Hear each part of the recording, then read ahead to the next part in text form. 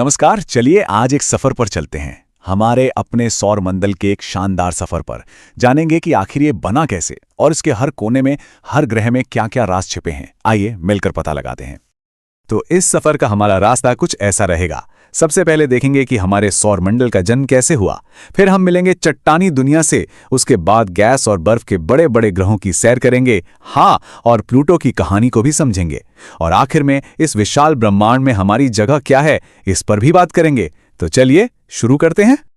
तो कहानी शुरू होती है अरबों साल पहले, एक ऐसे समय में जब हमारा सौर मंडल जैसा आज है वैसा कुछ भी नहीं था। बस अंतरिक्ष में धूल और गैस का एक बहुत बड़ा बादल तैर रहा था। तो सवाल ये है कि उस बादल से ये सब कैसे बना। जरा सोचिए, आज से करीब 4.5 अरब साल पहले की बात है। बस गैस और धूल का एक बहुत बड़ा घूमता हुआ बादल था जिसे नेब्यूला कहते हैं। फिर ग्रेविटी यानी गुरुत्वाकर्षण ने अपना जादू दिखाया। उसने इस बादल को अंदर की तरफ खींचना शुरू किया। ज्यादातर हिस्सा बीच में जमा होकर हमारा आग का गोला यानी सूरज बन गया, और जो मलबा, जो टुकड़े पीछे छूट गए, उन्हीं से हमारे ग्रह, चांद और सौर मंडल की बाकी सारी चीजें बनी। तो सूरज तो बन गया, अब बारी है उसके सबसे करीबी पड़ोसियों की। चलिए मिलते हैं उन चट्टानी ग्रहों से जो हमारे सौर मंडल के अंदरूनी हिस्से में रहते हैं। और इस सफर में हमारा पहला स्टॉप है बुध यानी मर्क्यूरी, सौर मंडल का सबसे छोटा और सबसे तेज ग्रह। इसका नाम भी एक फुर्तीले रोमन दूत देवता पर रखा गया है। बुध मतलब ये तो एक्सट्रीम्स का प्लैनेट है। सूरज के इतना पास है कि दिन में तो भट्टी की तरह जलता है, लेकिन पता है इसका कोई एटमॉस्फेयर, कोई वायुमंडल नहीं है। तो रात होते ही सारी गर्मी उड़ जाती है और ये बर्फीला हो जाता है।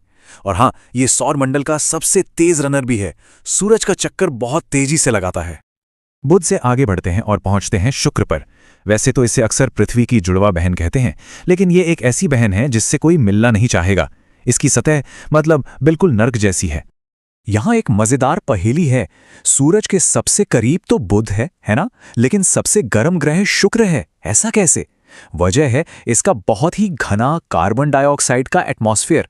ये गर्मी को एक मोटे कंबल की तरह पकड़ लेता है और बाहर जाने ही नहीं देता। इसे कहते हैं रनअवे ग्रीनहाउस इफेक्ट, और इसी वजह से ये सौर मंडल की सबसे गर्म जगह है।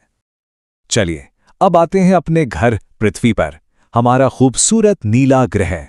पूरे सौर मंडल में, बल्कि शायद पूरे ब्रह्मांड में, जीवन का इकलौता ठिकाना। यहां हर वो चीज बिल्कुल सही मात्रा में मौजूद है जो जीवन के लिए जरूरी है। बहता हुआ पानी, सांस लेने के लिए ऑक्सीजन, और एक ऐसा एटमॉस्फेयर जो हमें बचाता है। ये एक बहुत ही नाजुक बैलेंस है, और यही चीज पृथ्वी को सबसे खास बनाती है। कम से कम अब तक की हमारी जानकारी के हिसाब से तो यही सच है। अंदरूनी ग्रहों में हमारा आखिरी स्टॉप है मंगल, द रेड प्लैनेट। एक ऐसी दुनिया जो अपने लाल रंग और भविष्य की उम्मीदों के लिए जानी जाती है। इसका ये लाल रंग कहां से आया? असल में इसकी पूरी सतह पर आयरन ऑक्साइड यानी जंग वाली धूल फैली हुई है। लेकिन सबसे दिलचस्प बात यह है कि वैज्ञानिकों को वहां पुरानी सूखी हुई नदियों और झीलों के निशान मिले हैं। और यहीं से सबसे बड़ा सवाल उठता है, क्या मंगल पर कभी जीवन था?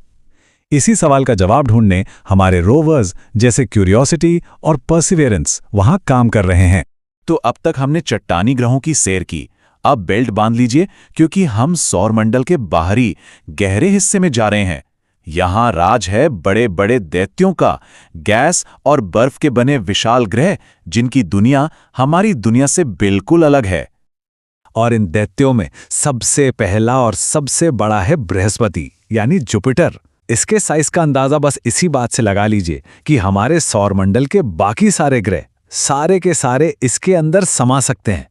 सच में ये ग्रहों का राजा है।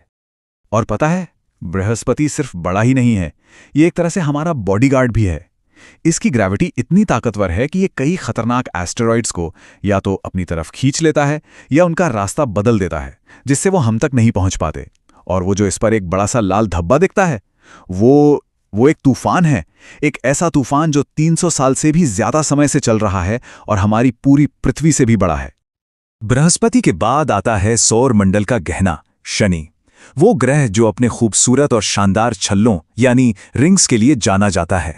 इसके ये जो छल्ले हैं वो बर्फ और चट्टानों के अरबों छोटे छोटे टुकड़ों से बने हैं। पर शनि की एक और बात है जो इसे बहुत खास बनाती है, इसकी डेंसिटी यानी इसका घनत्व। ये इतना हल्का है, पानी से भी हल्का। मतलब अगर कोई इतना बड़ा बाथटब होता जिसमें शनि समा सके तो ये उस पर तैरता।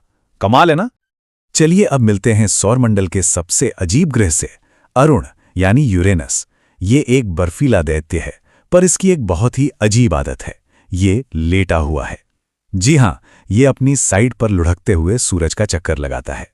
बाकी सारे ग्रह एक लट्टू की तरह सीधे घूमते हैं, है ना? पर अरुण एक लुढ़कती हुई गेंद की तरह घूमता है। वैज्ञानिक मानते हैं कि शायद अरबों साल पहले किसी बहुत बड़ी चीज से इसकी टक्कर हुई होगी, जिसने इसे एक तरफ झुका दिया, और इसका ये नीला रंग इसके एटमॉस्फेयर में मीथेन गैस की वजह से है। और अब हम पहुंचते हैं अपने सौरमंडल के आखिरी छोर पर, वरुण यानी नेपच्यून। सबसे दूर, सबसे ठंडा, सबसे अंधेरा और सबसे ज्यादा तूफानी ग्रह। इस ग्रह की खोज की कहानी ही बड़ी दिलचस्प है। इसे टेलीस्कोप से देखने से पहले ही सिर्फ मैथ्स और कैलकुलेशंस के जरिए ढूंढ लिया गया था। ये विज्ञान की एक बहुत बड़ी जीत थी। और यहाँ जो हवाएं चलती हैं उनकी रफ्तार 2000 किलोमीटर प्रति घंटे तक पहुंच जाती है। ये हमारे सौरमंडल की सबसे तेज हवाएं हैं। अच्छा, एक सवाल जो सबके मन में आता है, प्लूटो का क्या हुआ?